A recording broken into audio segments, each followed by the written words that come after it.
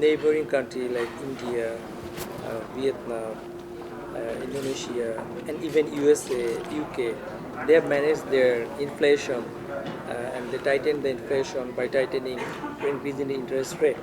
What about Bangladesh? What is your suggestion regarding this? So Bangladesh has also been responding to the rise in inflation by raising interest rates. We saw even in July the 50 basis point hike to 6.5%. It is interesting that actually through this cycle, advanced economy central banks have been much more aggressive in the extent of their interest rate rises to try and then squash down inflation once again. One of the arguments in favor of more moves there rather than here has been that here in Bangladesh has been more driven by the supply side challenges, and therefore responding too much to something that will not change anyway doesn't make so much sense. The difference in, say, the UK or US has been that the excess savings accumulated so strongly during the pandemic that the unleashing of that demand was a demand-led as well as supply-side inflation pressure. So that's partially explaining why we have not seen as much in the rate rises. We would also expect that we see some softening in the overall performance of the economy over the next year.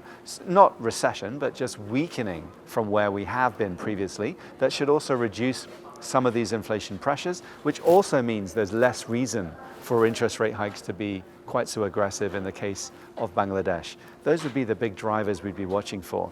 The challenge is really going to come down to, will there be a further rise in inflation from where we are first on the headline prices, and also to what degree does it really matter whether you see the central bank raise rates because of, say, external commodity price rises that it can do nothing about. Instead, it should focus on the 18-month or 2-year horizon over which policy can actually have its maximum impact to then determine whether more rate rises are justified. It's possible, but it's a close call. It's not obvious that there must be more rate rises. Do you think our central bank responded slowly regarding the interest rate hike?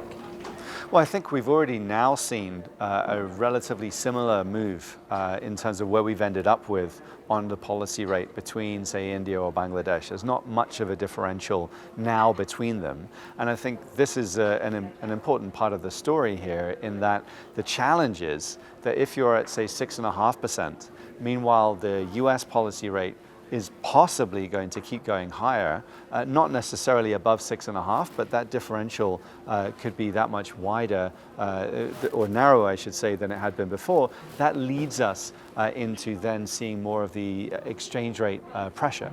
So the question is, should interest rates be taking some of the pressure away from the exchange rate? And of course, this is all in the context of whether and when we see a resumption of financial account net inflows once again. That could come later, but the challenge is that we think this is something that is not yet likely, certainly not in the next 3 or 6 months.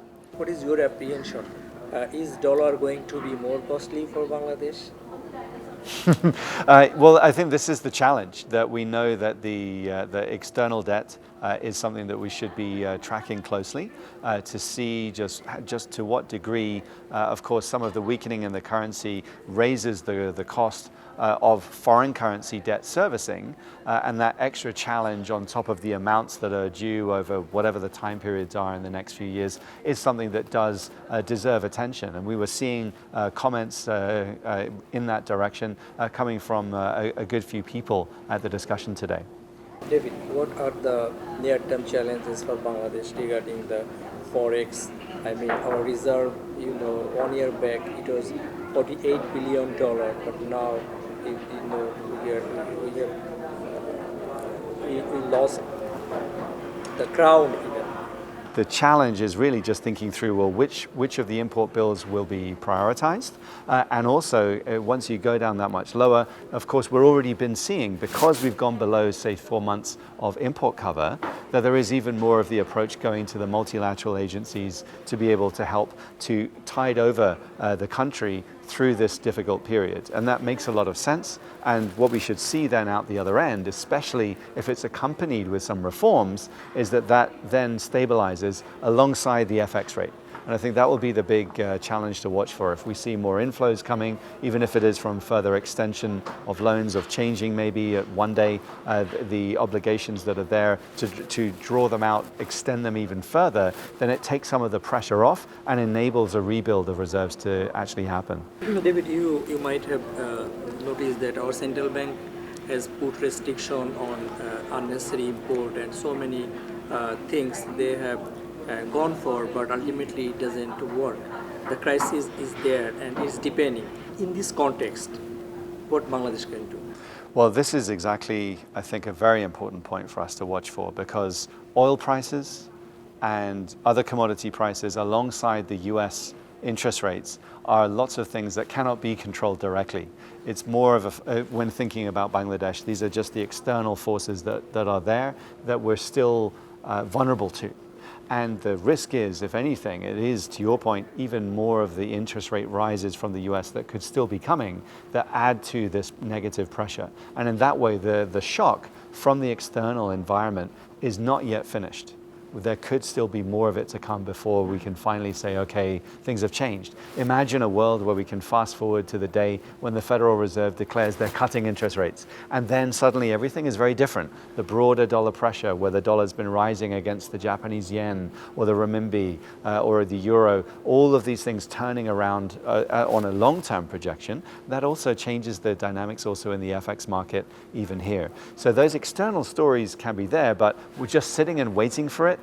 Is unfortunately part of what has to happen. But in the meantime, trying to find the right balance of what imports to bring in, how much control to actually implement, and how that can impact the domestic economy and activity, that's a very tough balancing act, which is, it's very hard to know the exact path. It's more a case of feeling of the way you to go as you're going.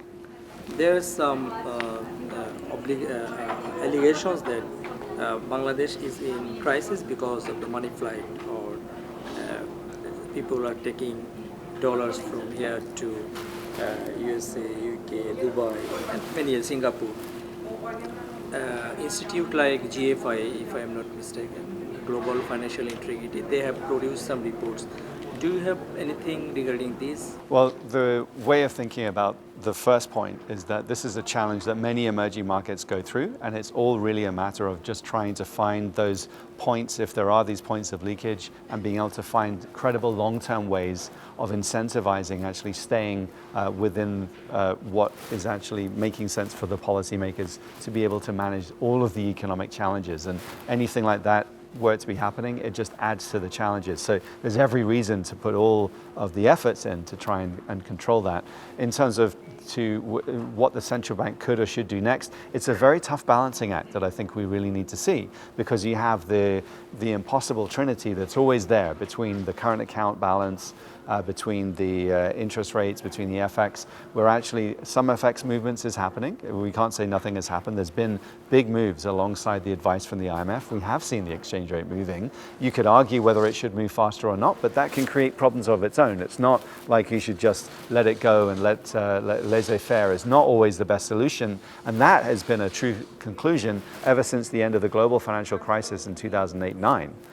So then let's come back to the other points that we have on interest rates. It's more of the open question of, if you raise interest rates, does that reduce some of the FX pressure? But then that also adds to the downward pressure on the economy. Is that really necessary, especially if you believe the inflation problem was actually coming from imported inflation and not from domestically generated sources anyway? And that's where I think they've got a tough balancing act on deciding on exactly which of these factors are more important at different points in time.